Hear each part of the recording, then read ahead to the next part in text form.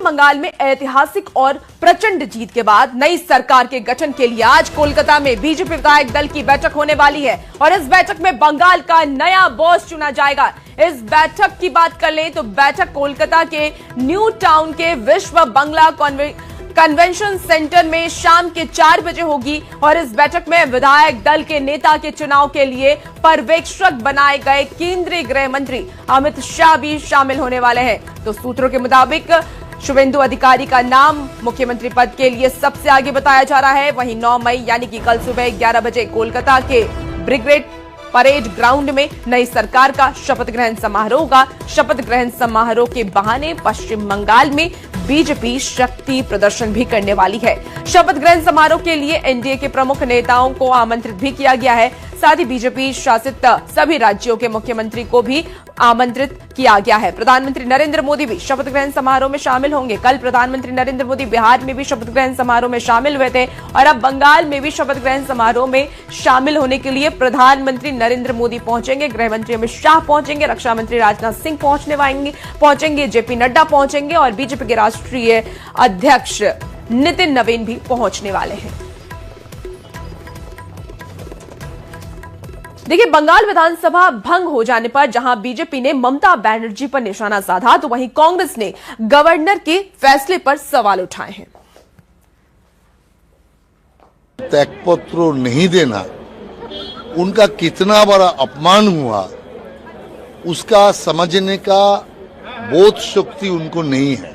Governor ने जो आदेश दिया, इस सरकार का म्याद समाप्त हुआ, इसीलिए इस सरकार का म्याद को समाप्ति का घोषणा गवर्नर ने कर दिया और कोई असुविधा नहीं है। देखिए, ममता बनर्जी जी ने एक तरह से प्रोटेस्ट जाहिर किया था। प्रकार से वहां चुनाव हुआ और चुनाव में धांधली हुई और जिस तरह से पूरी तमाम एजेंसियों ने भारतीय जनता पार्टी का साथ दिया, उसको लेकर वो अपनी नाराजगी शो कर रही थी। इससे ज्यादा वो कुछ नहीं था, एक प्रकार का प्रोटेस्ट था। तो बंगाल में बीजेपी ने बम्पर जीत हासिल की है और उसके बाद सियासत भी तेज हो गई है। वार पलटवार का दौर जारी है। बीजेपी नेता लालकृष्ण चैटर्जी ने इस्तीफा नहीं देने के ममता के फैसले पर तंज कसा है तो वहीं कांग्रेस नेता उदित राज ने बीजेपी पर वोट चोरी का आरोप लगाया। क्या कुछ उनका कहना है, चलिए आपको सुनाते हैं।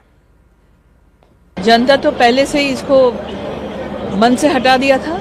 फाइनली संविधान जैसा है, कानून जैसा है, उसमें आज से वो मुख्यमंत्री नहीं रही। और पश्चिम बंगाल में महिला लोग ममता बनर्जी को जब लेके आए थे, बहुत सारे एक्सपेक्टेशन था, लेकिन पश्चिम बंगाल का महिला का ऐसा हालत कर दिया है तो पश्चिम बंगाल का महिला लोग, जनता ने उसका जवाब दे दिया है। असम में और बंगाल में क्या ईमानदारी से चुनाव हुआ? जब हम कह रहे थे, राहुल गांधी जी कह रहे थे कि हरियाणा में और महाराष्ट्र में, बिहार में वोट की चोरी हुई है, डकैती हुई है, तो एलआई पार्टनर चुप थे, दूर से देख रहे थे। अब सबके ऊपर पड़ रही है, एक एक करके सब खत्म हो गए। तो पहले अगर टीएमसी हमारा साथ देती तो शायद यह स्थिति न होती है। तो इधर देखिए, सीएम पद के इस्तीफा न देने पर अड़ी ममता बनर्जी की सरकार को राज्यपाल ने बर्खास्त कर दिया। गवर्नर आरएन रवि ने बड़ा फैसला लेते हुए पश्चिम बंगाल विधानसभा को भंग कर दिया है और इसी के साथ राज्य का मंत्रिमंडल भी भंग हो गया है। इससे पहले बंगाल में चुनाव में मिली करारी हार के बाद भी ममता बनर्जी ने सीएम पद से इस्तीफा देने से साफ तौर पर मना कर दिया। उन्होंने प्रेस कॉन्फ्रेंस किया और इस दौरान उन्होंने कहा कि वो सीएम पद से इस्तीफा नहीं देंगी। उनके आरोप ये थे कि वो चुनाव में हारी नहीं, उनको साजिश के तहत हराया गया। राज्यपाल ने ये सख्त कदम ममता बनर्जी के अड़ियल रवैये को देखकर के उठाया है। बंगाल विधानसभा भंग हो जाने पर जहां बीजेपी ने ममता बनर्जी पर निशाना साधा तो वहीं कांग्रेस ने गवर्नर के फैसले पर सवाल उठाए। त्यागपत्र नहीं देना उनका कितना बड़ा अपमान हुआ उसका समझने का बोध शक्ति उनको नहीं है। गवर्नर ने जो आदेश दिया, इस सरकार का म्याद समाप्त हुआ, इसीलिए इस सरकार का म्याद को समाप्ति का घोषणा गवर्नर ने कर दिया और कोई असुविधा नहीं है। देखिए, ममता बनर्जी जी ने एक तरह से प्रोटेस्ट जाहिर किया था। प्रकार से वहाँ चुनाव हुआ और चुनाव में धांधली हुई और जिस तरह से पूरी तमाम एजेंसियों ने भारतीय जनता पार्टी का साथ दिया, उसको लेकर वो अपनी नाराजगी शो कर रही थी। इससे ज्यादा वो कुछ नहीं था, एक प्रकार का प्रोटेस्ट था। और देखिए, बंगाल में चुनावी नतीजों के बाद सियासत अब सड़क पर खूनी संघर्ष में बदलती नजर आ रही है। बीजेपी नेता शुभेंदु अधिकारी के बेहद करीबी और उनके पर्सनल असिस्टेंट यानी कि पीए चंद्रनाथ रथ की मध्यम ग्राम में गोली मार करके हत्या कर दी जाती है। दावा यह है कि हमलावरों ने पहले रेकी की, फिर कार रोक करके पॉइंट ब्लैंक रेंज से फायरिंग की। बीजेपी इसे राजनीतिक हत्या बता रही है, जबकि पुलिस सीसीटीवी और सबूतों के आधार पर जांच में जुटी है।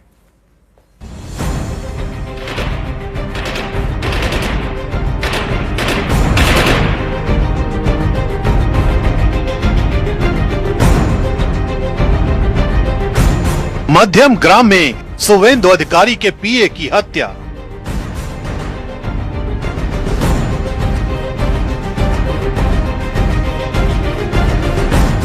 नकाबपोश हमलावरों ने अंजाम दी वारदात।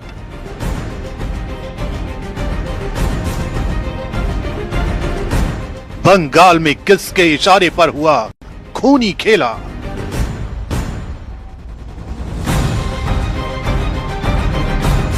उत्तर 24 परगना के मध्यम ग्राम में बुधवार रात उस वक्त सनसनी फैल गई जब बीजेपी नेता शुभेंदु अधिकारी के पर्सनल असिस्टेंट चंद्रनाथ रथ की गोली मारकर हत्या कर दी गई।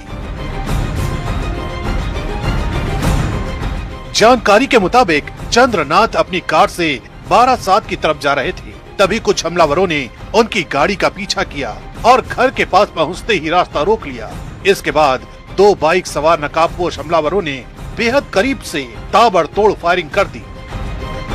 गोलियां सीधे सिर और छाती में लगी। हमला इतना अचानक और खतरनाक था कि चंद्रनाथ को संभलने का मौका तक नहीं मिला। न्यूज़ 18 इंडिया की टीम ने ग्राउंड जीरो पर पहुंचकर सबसे पहले इस वारदात की पड़ताल की। डीजीपी ने कई टीमों का गठन किया है और लगातार छापेमारी चल रही है। सबसे बड़ी बात जो है, सीसीटीवी फुटेज खंगाला गया है। चूंकि जिस गाड़ी से अवरोध उत्पन्न किया गया था, जिस कार से, उसका नंबर फर्जी था, मैनिपुलेटेड था, इसलिए सही जानकारी नहीं मिल पाई। लेकिन जो सीसीटीवी है उससे जो हमलावर मोटरसाइकिल पर आए थे, न सिर्फ उनका ग्रैब मिला है, उनके चेहरे की पहचान की जा रही, बल्कि उसके जो है नंबर प्लेट से कोशिश हो रही है कि उसके ओनर तक पहुंचा जाए। घटना के बाद इलाके में भारी तनाव फैल गया। चश्मदीदों के मुताबिक हमलावर पूरी तैयारी के साथ आए थे।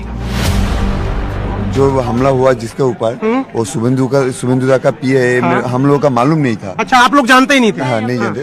उनको हम लोग बाजार करने में देखा है। मोदी दुकान में देखे सामान लेते हुए उनको, लेकिन ये नहीं जानते उनका पीए है। अच्छा, तो ये जो गाड़ी थी, आप कह रही हैं इसमें हमला करने वाले लोग आए थे? हाँ। और मोटरसाइकिल पे भी कुछ लोग आए? 2 जन थे मोटरसाइकिल। तो 2 लोग मोटरसाइकिल पे आए थे? मोटरसाइकिल से ही शूट किया है। और ये गाड़ी रोकने के लिए, ये गाड़ी ये लोग पैदल जिनको शूट आउट किया है, उस गाड़ी को रोकने के लिए उस तरफ से। शुरुआती जांच में पुलिस को शक है कि चंद्रनाथ रथ की कई दिनों से रेकी की जा रही थी। वारदात को अंजाम देने के बाद आरोपी मौके से फरार हो गए। पुलिस ने इलाके को घेर कर जाँच शुरू कर दी है। आसपास लगे सीसीटीवी कैमरों की फुटेज खंगाली जा रही है और एक संदिग्ध कार भी जब्त की गई है। फोरेंसिक टीम ने मौके से गोलियों के खोखे और दूसरे सबूत जुटाए हैं। पुलिस दावा कर रही है कि जल्द आरोपियों की पहचान कर ली जाएगी।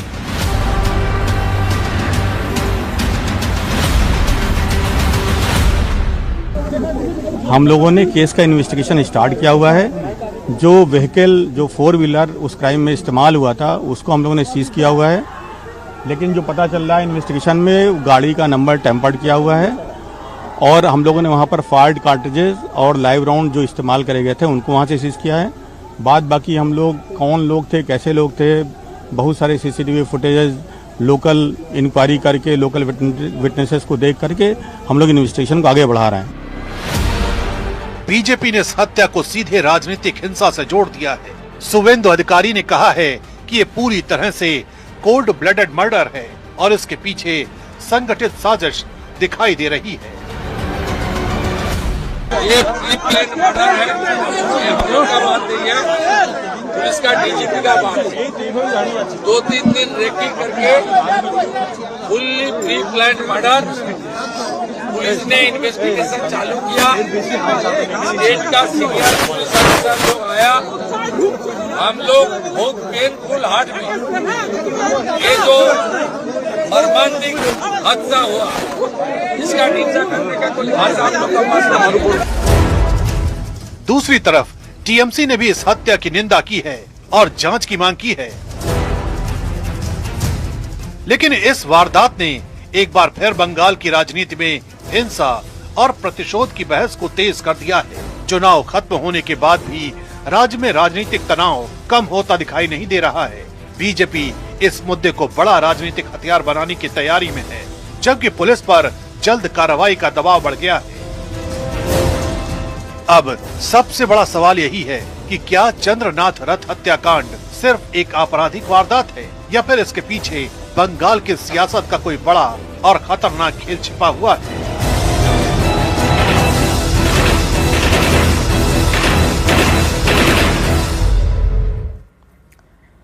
अब जरा सोचिए कि पश्चिम बंगाल की राजनीति बदल रही है। राज्य को नया मुख्यमंत्री मिलने जा रहा है। सत्ता परिवर्तन की हलचल के बीच सिर्फ 2 दिन पहले बीजेपी नेता शुभेंदु अधिकारी के सबसे भरोसेमंद सहयोगी, उनके पीए चंद्रनाथ रथ की हत्या कर दी जाती है। उनकी कार को घेरकर गोलियों से छन्नी कर दिया जाता है। और सबसे चौंकाने वाली बात तो यह है कि हमले में इस्तेमाल होती है ऑस्ट्रेलिया में बनी ग्लॉक पिस्टल, वही हथियार जिसका नाम देश के कई हाई प्रोफाइल हत्याओं में सामने आ चुका है। सवाल सिर्फ हत्या का नहीं, सवाल यह भी है कि क्या यह हमला एक बेहद पेशेवर, पूर्व नियोजित और राजनीतिक संदेश देने वाला ऑपरेशन था? आखिर किसने की इतनी सटीक प्लानिंग और क्यों की, रिपोर्ट में दिखाते हैं।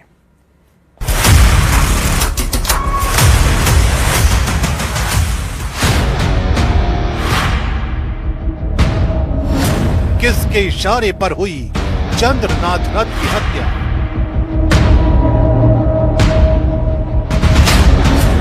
कौन बंगाल को अराजकता की आग में झोंकना चाहता है?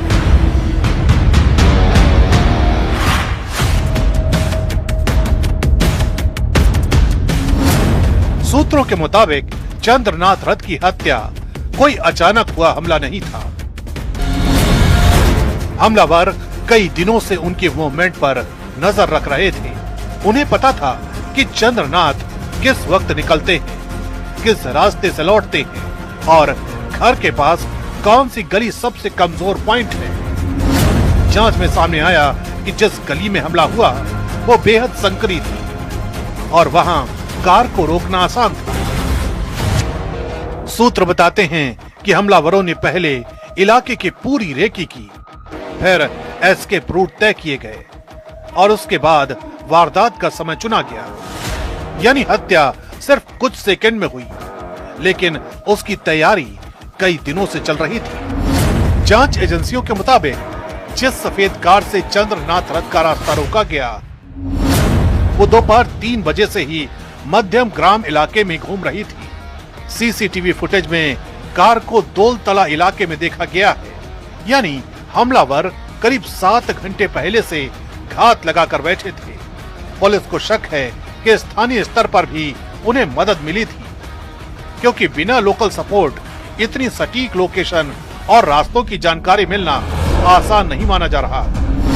सूत्रों के मुताबिक बाइक सवार हमलावर वारदात से करीब आधा घंटा पहले ही मौके के आसपास मौजूद थे और जैसे ही चंद्रनाथ रथ की कार गली में दाखिल हुई, पूरा ऑपरेशन एक्टिव कर दिया गया। सबसे ज्यादा चौंकाने वाली बात यह है कि हत्या में इस्तेमाल हुई ग्लॉक 43X पिस्टल, ऑस्ट्रिया में बनी ये सेमी ऑटोमेटिक पिस्टल बेहद हल्की, तेज और प्रोफेशनल हिट जॉब्स में इस्तेमाल होने वाली हथियार मानी जाती है। सूत्रों के मुताबिक चंद्रनाथ रथ पर करीब 14 से ज्यादा राउंड फायरिंग की गई। यही वजह है कि जांच एजेंसियां इस हत्या को साधारण क्रिमिनल अटैक नहीं मान रही। देखियो सर, तो गाड़ी में ही उनका गाड़ी में स्टिकर लगा रखा था विधानसभा का, कांच उठा